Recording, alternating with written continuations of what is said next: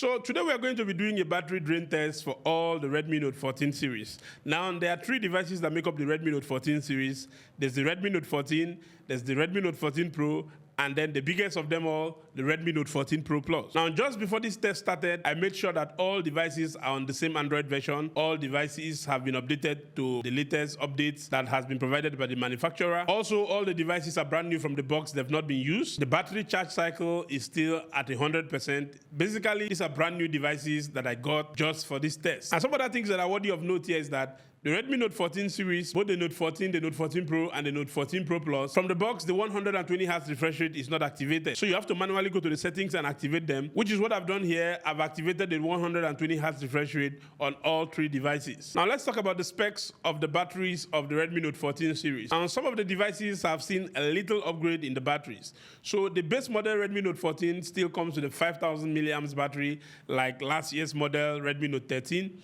The Redmi Note 14 Pro has seen a 500 milliamps increase in battery, meaning it came with 5500 milliamps battery. Then the Redmi Note 14 Pro Plus, which is the biggest of them all, came with a 5110 milliamps battery. Now, traditionally, you would think that since the Redmi Note 14 Pro Plus is the largest of all the devices and is packing more firepower, it should have the largest battery, but that is not the case here. So the Redmi Note 14 Pro is packing more battery power than the Redmi Note 14 Pro Plus. But if battery is your thing, you want the Redmi Note 14 Pro Plus that have slightly bigger batteries, then you have to buy the Chinese version. Now let's get back to the devices here that we're testing. So I started out this test by going to YouTube and opening the YouTube Shorts feed.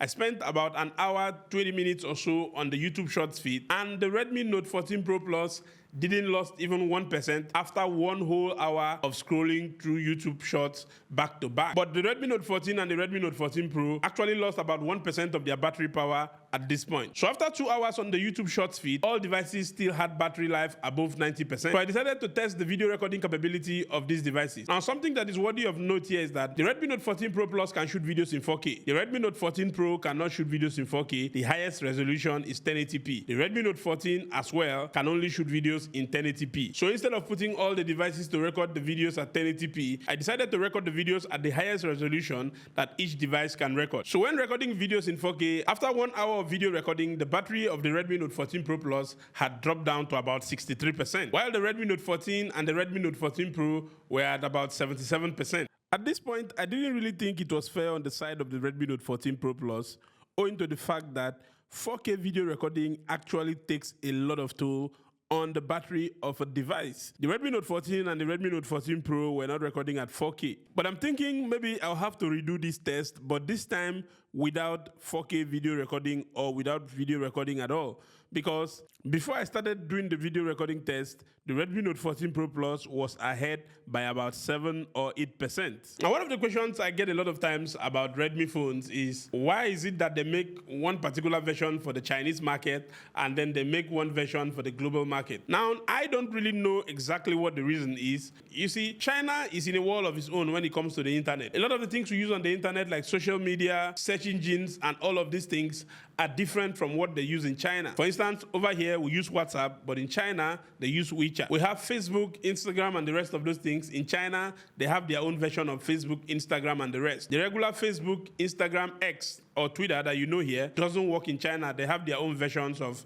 all of these things. Even TikTok, that belongs to a Chinese company, have their own version, like they have a different version that the Chinese people use. So if Redmi makes a particular device and that same device in China is the same thing that they are giving to you, it means the people in China will not be able to use the device because services like Google and the rest of these things will not work, right? So I think that is the reason why they make special versions for the Chinese market every time. And some devices, they don't even release it to the global market. They leave them only for the Chinese market. So after 10 hours and 25 minutes, the Redmi Note 14 Pro Plus actually gave up the ghost and it shut down. Now I have to tell you, I was actually impressed by the screen on time of this device, owing to the fact that this is the largest device in the series screen-wise, and the battery is not even up to 6,000. It's basically 5,000 milliamps with just about 110 milliamps on top. So this device lasting up to 10 hours was actually a big deal. Now, if I had not done this test and you asked me what the screen on time of this device will be, I will tell you that it's going to be about 7 hours or 8 hours. So 10 hours is pretty impressive. Well, be that as it may, we still had the other two devices in the series